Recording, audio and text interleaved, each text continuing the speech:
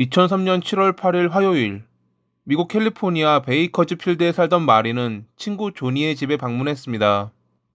친한 친구였던 둘은 항상 평일이면 전화로 수다를 떨고는 했는데 일요일 교회 예배 때 본 뒤로 조니가 연락이 두절된 것이 불안했던 것입니다. 조니의 집이 다른 집들과는 좀 떨어진 마을 외곽에 위치했기에 그녀의 걱정은 더 컸습니다. 그렇게 조니의 집에 도착한 마리는 문이 열려 있는 것을 발견했습니다. 평소 문단속을 잘하던 조니가 이렇게 두었을 리 없다고 생각한 마리. 마리의 불안한 예감은 적중했습니다. 집안에는 싸늘한 주검이 된 조니와 그녀의 가족들이 방치돼 있었죠.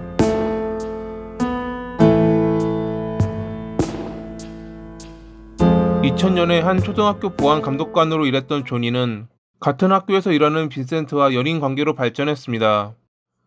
둘 사이에선 아이가 태어났고 그렇게 그들은 결혼했지만 2001년 9월에 빈센트의 불륜으로 인해 결혼 생활은 끝을 맺었죠.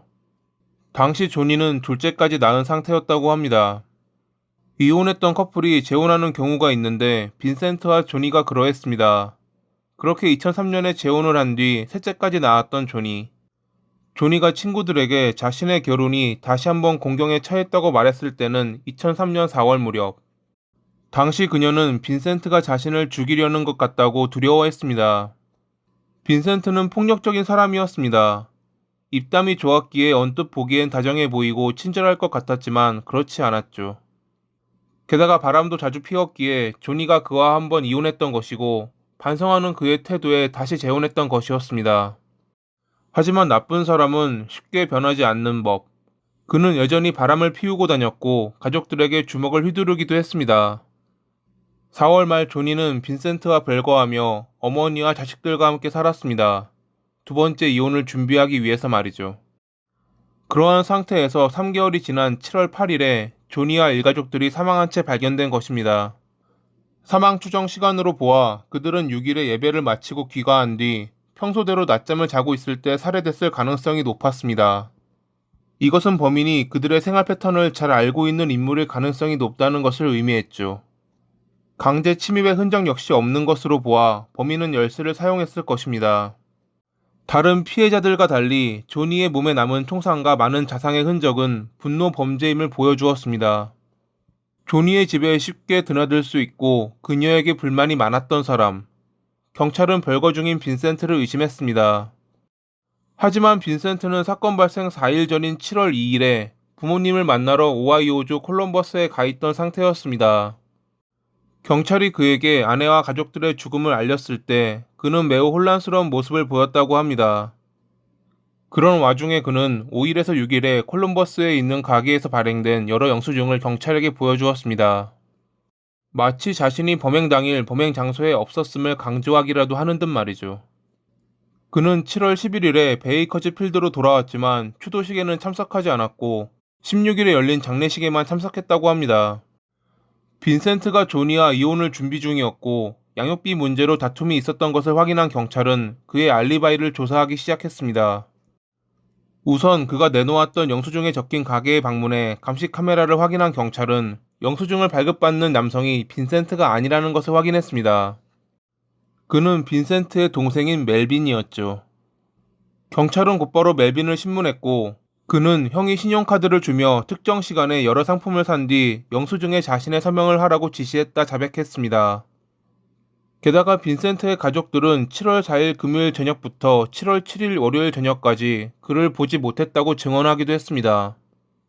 콜럼버스에서 베이커즈 필드까지는 차로 약 33시간 거리. 시간상 빈센트가 범행을 저지를 수 있는 거리이긴 했습니다. 빈센트는 그 날짜에 자신이 차를 빌려 오하이오주를 돌아다녔다고 변명했지만 이를 증명할 것은 아무것도 없었습니다. 게다가 동생에게 알리바이를 만들도록 지시한 이유에 대해서도 그는 어떠한 답변도 하지 못했다고 합니다. 하지만 여러 의심스러운 정황 증거만 존재할 뿐 그가 범인이라는 확실한 물적 증거는 없었습니다. 경찰은 증거를 찾기 위해 그가 빌렸다는 차에 주목했습니다.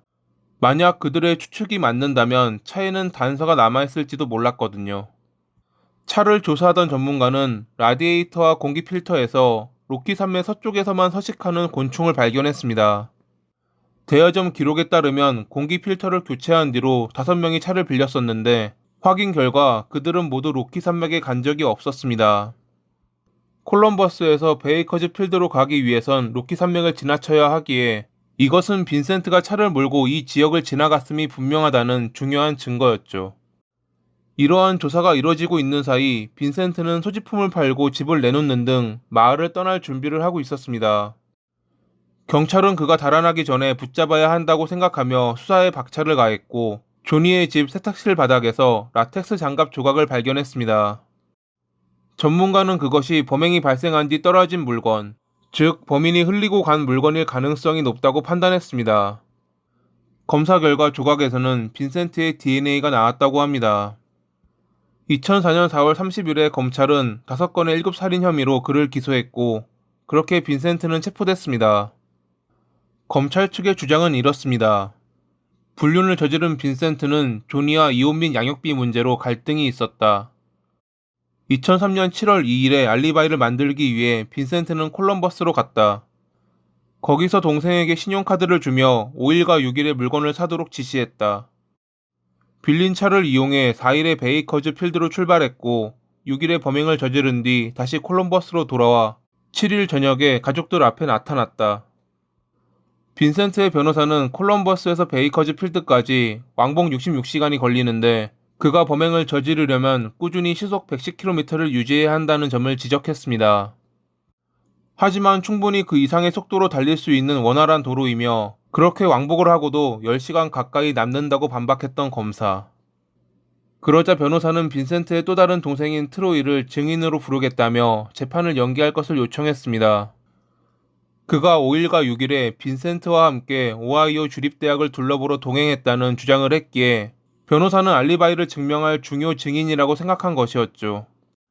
하지만 재판 당일 트로이는 나타나지 않았습니다. 할 수 없이 본인이 직접 증언대에 선 빈센트는 자신이 불륜을 저지르지 않았으며 가족들을 살해할 이유가 없다고 주장했습니다. 하지만 이번에도 검사 측은 빈센트가 불륜을 저질렀던 여성을 찾아냈고 그가 지속적으로 거짓말을 하고 있음을 배심원단에게 확인시켜 주었습니다. 2007년 5월 15일에 결국 빈센트는 7살인 5건에 대해 모두 유죄를 판결받았고 그해 5월 29일에 판사는 사형을 선고했습니다.